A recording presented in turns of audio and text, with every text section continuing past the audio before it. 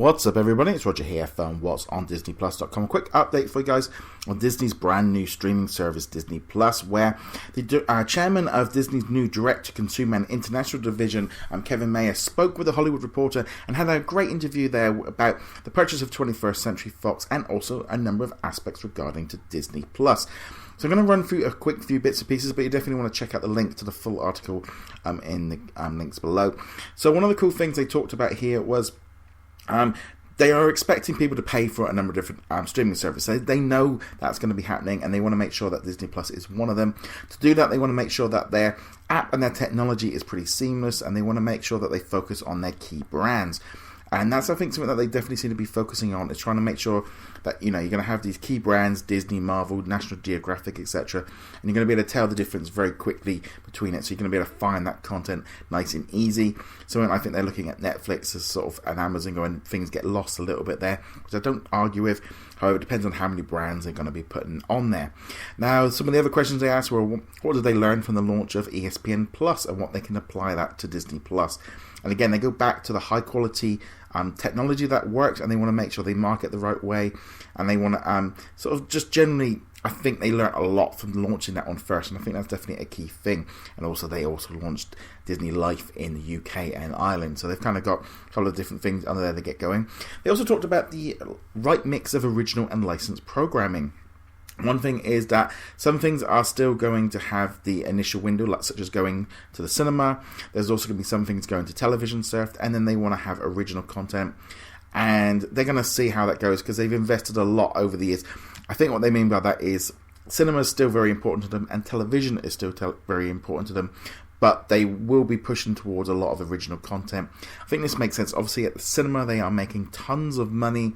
You know, they've been taking billions at the box office, so it makes a lot of sense for them to continue to do that. And then it comes down to television. Now, we don't yet know how this is going to work with terms of being on like the Disney Channel or ABC. Maybe it goes on Disney Plus the following day. Maybe it goes on a couple of minutes later. Maybe it's a few months later. We don't yet know the details. But I think they're still going to be going forward with that. But obviously all the original stuff will be on there. And I think we're going to see a lot more of that.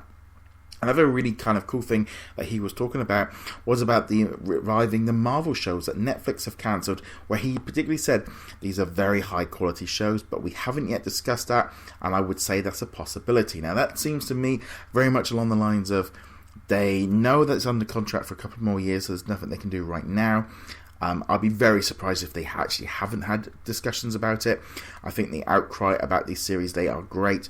I'd love to see them come into Disney Plus. They might need to be tweaked a little bit, maybe under a different logo or a different banner, such as Marvel Knights or Defenders or Heroes for Hire, not necessarily in the same gritty version that we see on Netflix. I think these are going to be coming back, because I think these are a big hit. And apparently the rumours going around that continue to be that Netflix pulled the plug rather than Marvel.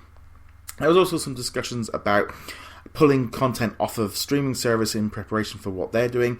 This is because of what happened with Friends, with Warner Media, where they continue to take money from Netflix for Friends, even though they are launching their own streaming service in 2019. They are very much looking to do something different. He also quickly talked about Hulu, where they want to try and buy out the stake of Hulu and Comcast, and they said that it might happen someday, but they're not in active discussions right now. He also talked a little bit about trying to get international plans for Hulu, where he talked about he would like to get them in different places because he views it more as a general entertainment service. But they also very, very quick, he did say he wants to make sure they have Disney around the world. And I'm referring, I think, there to Disney Plus. So there's definitely some great things there. Definitely want to check out the full interview.